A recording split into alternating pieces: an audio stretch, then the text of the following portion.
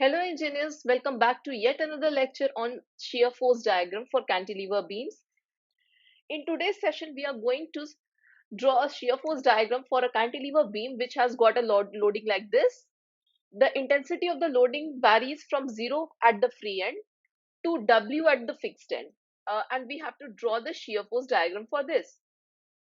Now you must be wondering where in this real world we find a loading like this.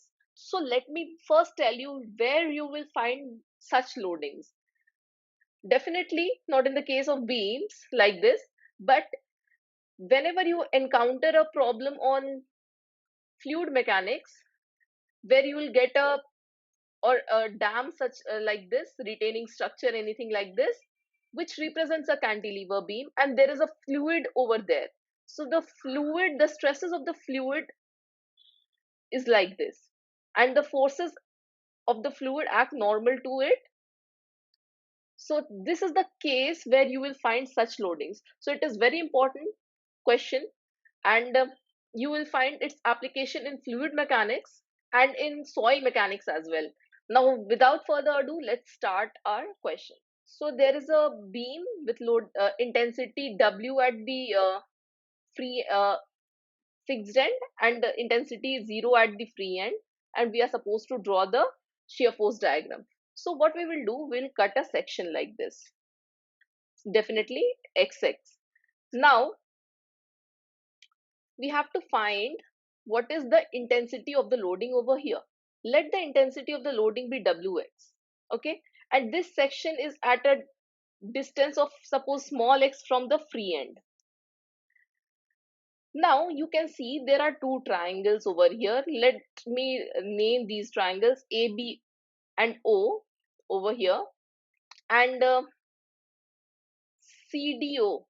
Okay, if you look carefully, these two triangles are similar. ABO and triangle CDO are similar. So from similar triangles, we can write W dash by W must be equals to X by L. What is L? L is the length of the beam. Entire length of the beam is L. This implies what is W dash? W dash is equals to W into X by L. So this is the intensity of the loading over here. W dash is equals to W into X by L. Now we have to find the shear force. We'll use the shortcut like I've told you, the all the beam this section 2 is trying to rotate the beam in the clockwise direction about the section XX. So it will be positive in nature, okay? And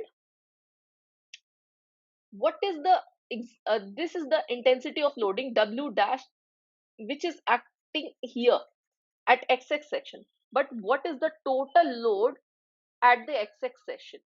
So what it will be? It will be it will be area of triangle CDO.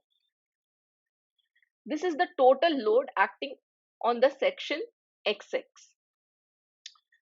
So you know what is the area of the triangle? It is half into base into height. So what is half into base is X into height. What is height? W into X into L. So it will be W X square by 2L. This is the shear force acting on the section XX. Now we have to draw the diagram for the entire beam. So this is nothing but the shear force at the section XX. Now let's suppose if we move X section to the extreme right, that is at position O, what will be the value of X then? It will be 0. Then what will be the shear force? The shear force will be W into 0 square by 2L, that is 0. So shear force will be 0 at the extreme right. Here, what will be the shear force over here? What will be the value of X? If I move the section XX towards the left, it will be shear force at this point will be W into L square by 2L. It is WL by 2, right? LL will get cancelled and shear force will be WL by 2. Now, if you look carefully, this is a parabolic equation. The x is having a degree of 2. So this means it is not a linear equation, rather it is a parabolic equation. So the diagram which we are going to draw will not be linear. It will be a parabola. Now, this is very much clear to you, I guess. But the confusion is whether to draw a parabola like 2-degree curve like this, or whether to draw a 2-degree curve like this. Both can be possible, right? So here lies the confusion, whether this is correct or this is correct. You will encounter such problems everywhere. Whenever you encounter a 2-degree parabola, you will encounter this problem.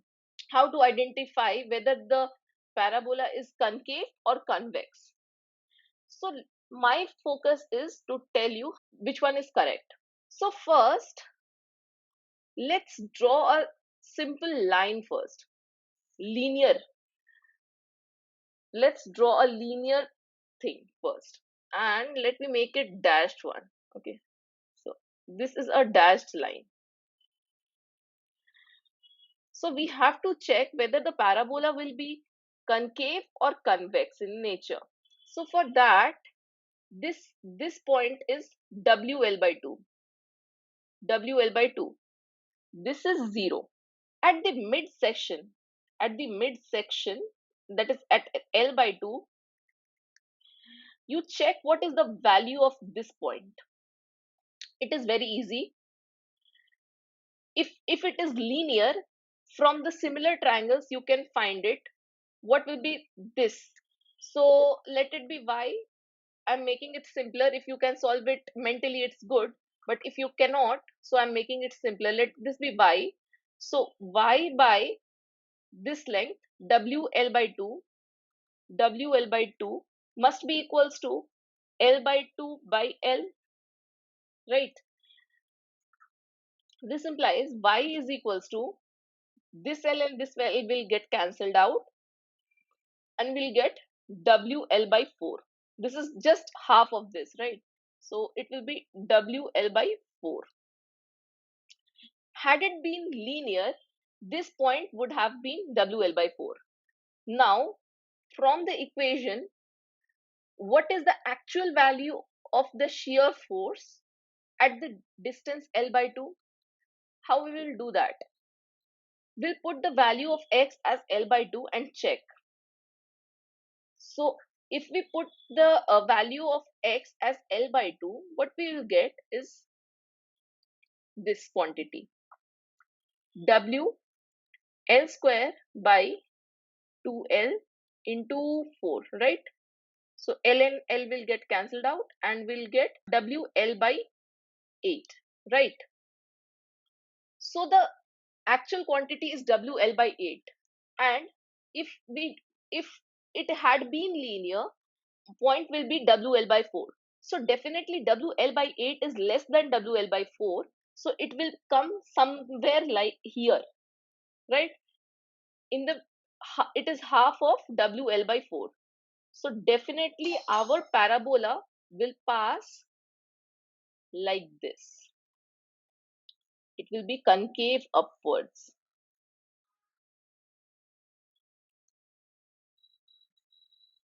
So I hope this is clear to you all. That's all for today's class. This lecture was presented by me, Shraddha Bharti.